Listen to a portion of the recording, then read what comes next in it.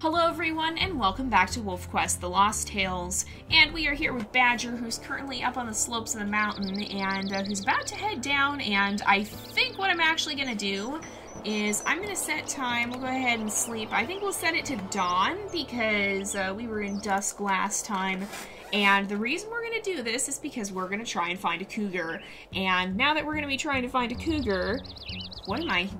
Is there a moose here? Is that what I was hearing? I think it's maybe gone away? Or it spawned in and... I don't know. I think there might have been a moose that actually... Oh, I hear it again. There is... There's an elk carcass here.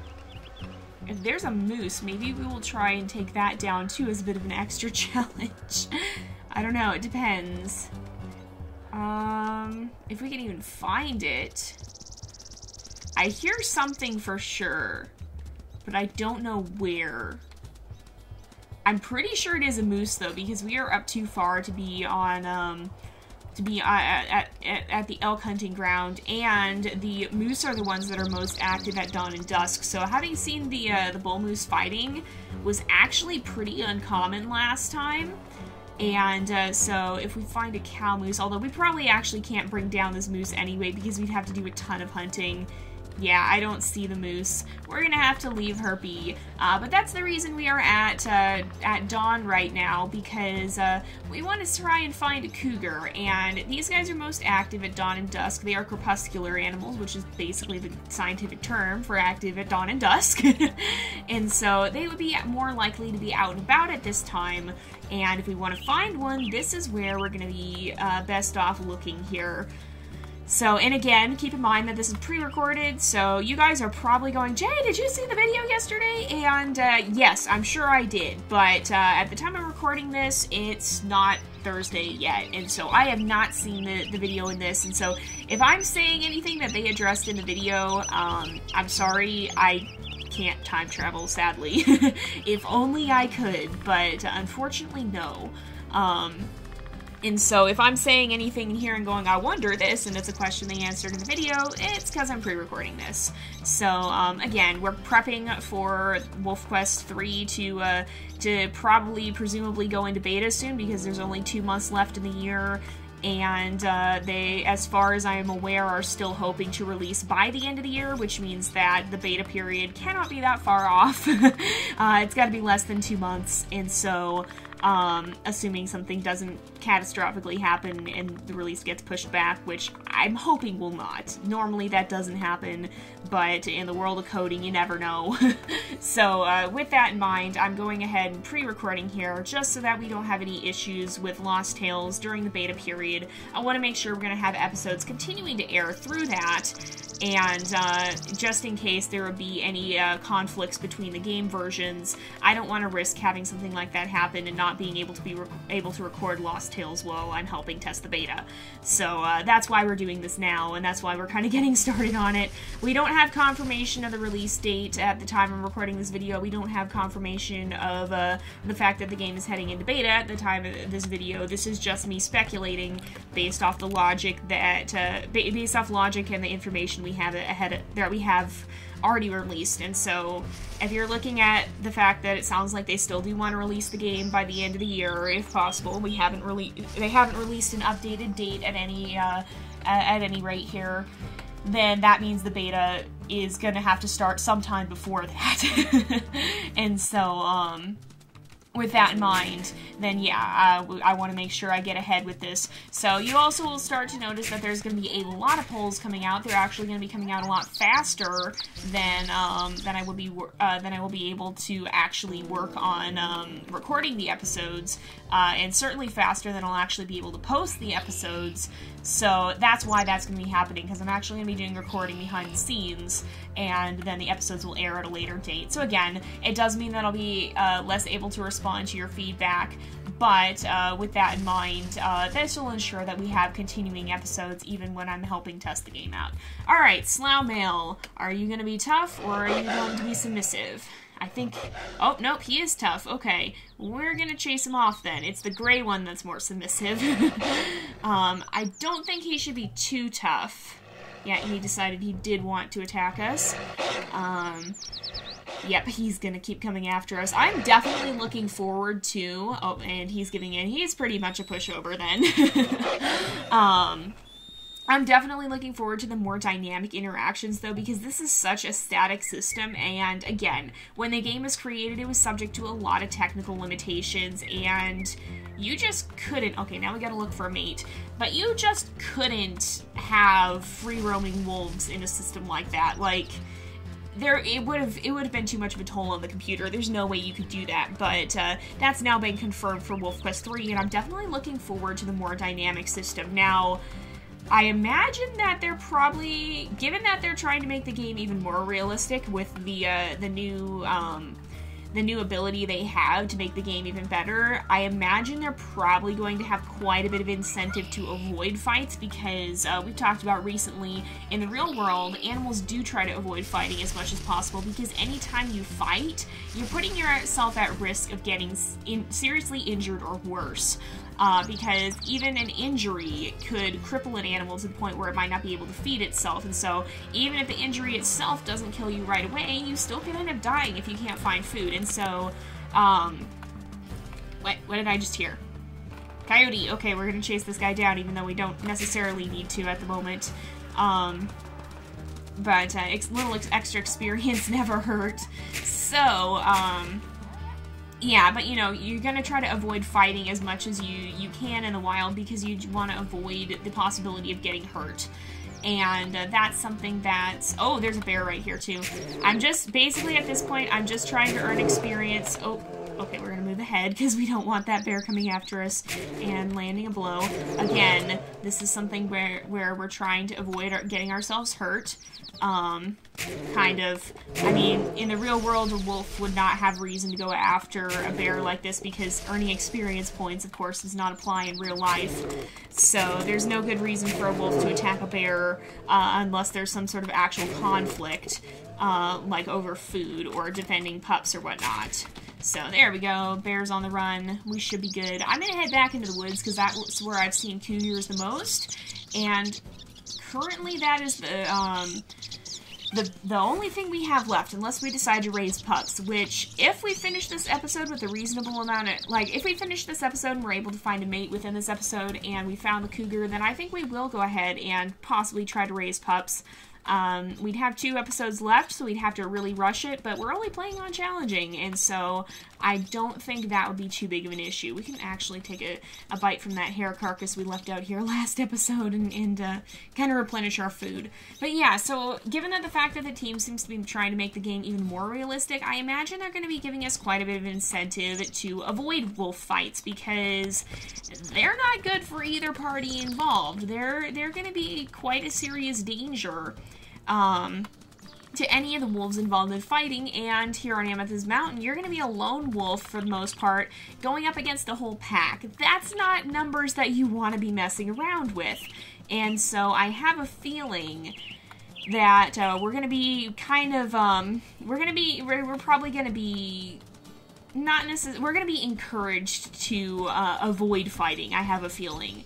Now, that's not to say that our wolf can't necessarily seek it out, and especially if we have a wolf that tends to be a little bit more on the bold side, we may end up seeking out some fights, but I have a feeling that there's going to be not some very good odds involved with them until we start to get to the Towerfall episode, where you're going to be defending older pups, and actually defending, well, and even in Slaw Creek when you have to defend your pups. I have a feeling that the odds of these fights, when there's not really any reason you should be fighting, are not going to be in our favor. So that's something that I'm just kind of anticipating. Now, again, at the time I'm recording this, we don't have confirmation of that, but I have a feeling that's how things are going to pan out, and I have a feeling that we're going to be wanting to be a little bit more stealthy than actively aggressive. Also, an interesting thing is, if we look at the map, we can actually see that that region that we're in currently, it's probably going to be where a lot of, this is like the safe zone, I guess you could say. Oh, there's the elk herd over there. I'm going to try and bring down another elk in case this, the carcass could attract a cougar. But, Yeah, so this is kind of like the safe zone. It's not really in the midst of any pack territory, according to the territory map we saw in one of the older videos. So this is kind of the safe zone between pack territories, and this will pretty much be the safest area to navigate. Once you start going down into the other areas or up on the mountain, then you're getting into other wolf packs territory. And, of course, the deeper into the territory you go, the more chance you might actually run into some of the pack wolves. And that's not going to be something you want to mess around with. So, with that in mind, we're going to want to be really careful about where we tread. But if we're going to try and find a mate, we'll probably have to poke around near the packs a little bit more in hopes of finding dispersals or possibly even luring a wolf out of the pack. I can definitely see some of our wolves trying to perhaps court a wolf that would have just stayed in its birth pack and kind of trying to lure them away. That has happened before. It's not common, but it has been documented, and I could definitely see some of our wolves choosing to take that path and being a little bit more on the, perhaps the sneaky side and the riskier side of trying to find love here. So I could definitely see some of our wolves taking that path, and I could definitely see some of our wolves that absolutely would not want to take that path and would want to stay as far away from enemy packs as they possibly could. So, with that in mind, we'll have to see. Again, once WolfQuest 3 releases, it's gonna the plan that I have heard is to the plan that they have announced is to release Amethyst Mountain first, and then to release Slough Creek later. So what they're hoping to release this year is going to be Amethyst Mountain. Slough Creek will be coming later in 2019, and I don't know how much later is later. I think they don't want it to be too long, but it's going to depend on how much content they end up adding and how difficult that content is to add.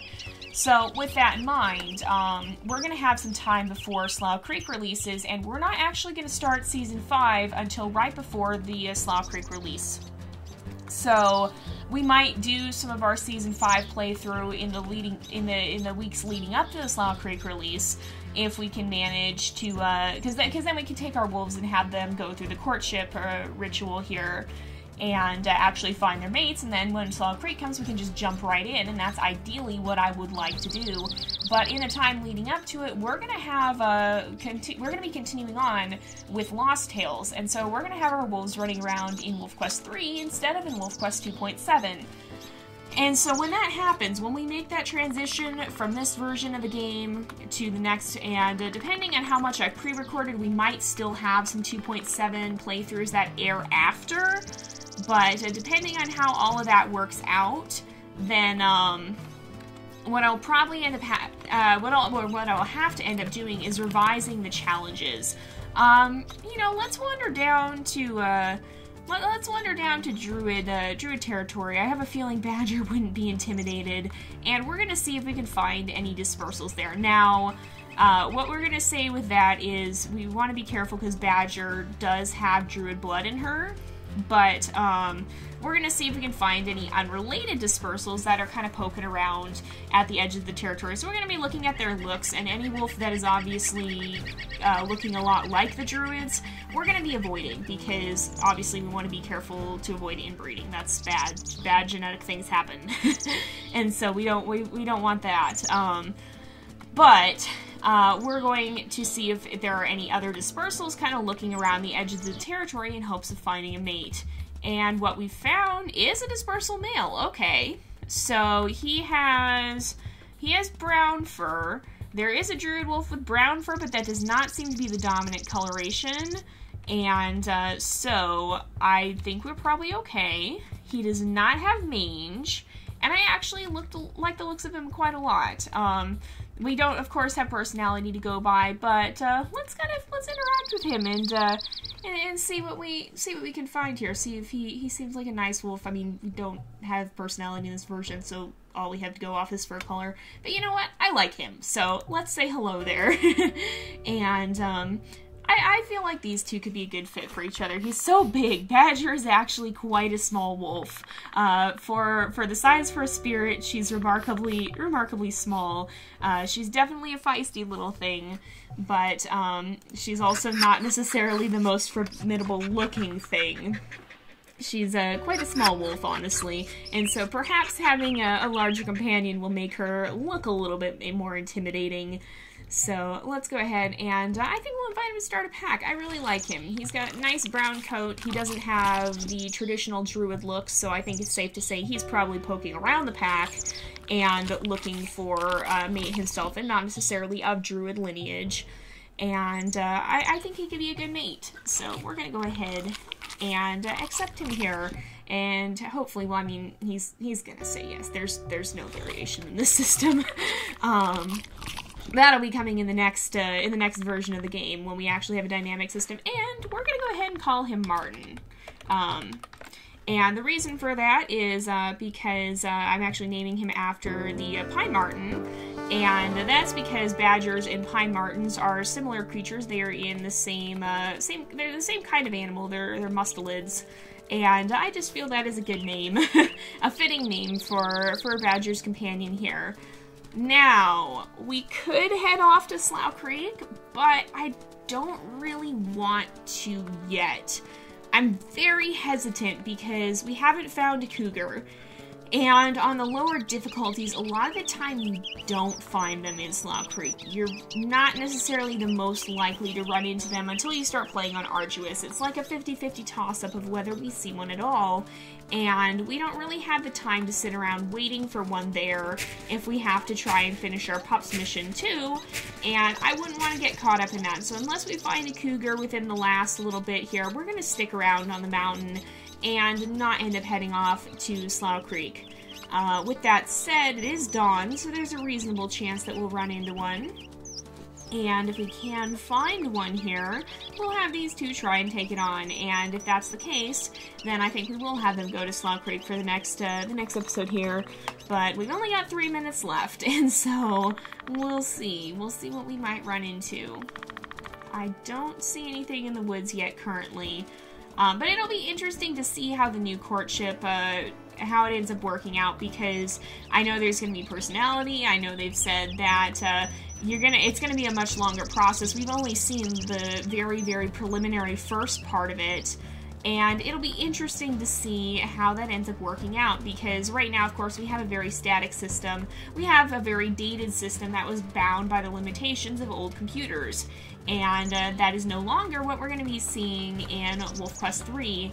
It's going to be very different, it's going to be very dynamic, and I'm really interested to see how it ends up working out.